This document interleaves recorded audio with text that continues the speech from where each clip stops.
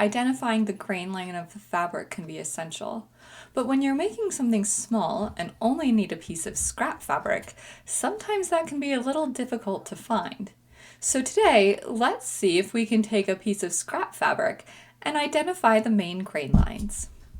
If your fabric still contains the selvage edge, that's the factory finish, that helps a lot. Because that factory finish, the selvage edge, is your grain line. It shows you the direction that the fabric was woven. But if you're using scrap fabric and the selvage isn't there, it can be difficult to figure that out. The first thing I usually like to do is clip an edge. So on woven fabrics, and this works great on cottons, if you clip an edge and pull, the fabric will tear along the line of the thread. And that gives you a nice straight edge to work from. So I'm going to go ahead and press that so it's flat. You can also clip perpendicular to this edge to create a nice right angle on your scrap fabric.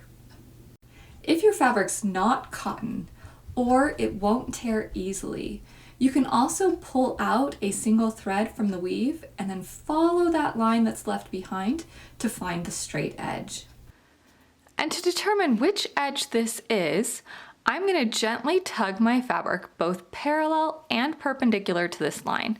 So my straight edge that I just tore, I'm going to grasp the fabric and I'm going to pull the same direction as that edge.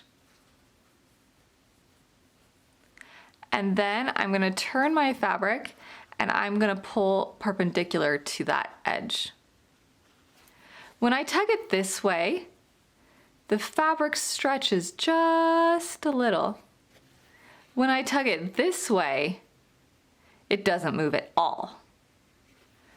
The not stretchy edge is my grain line. So I'm going to go ahead and mark that. I'm going to use a Sharpie so you can see it, but on my fabric I usually use a pencil. So this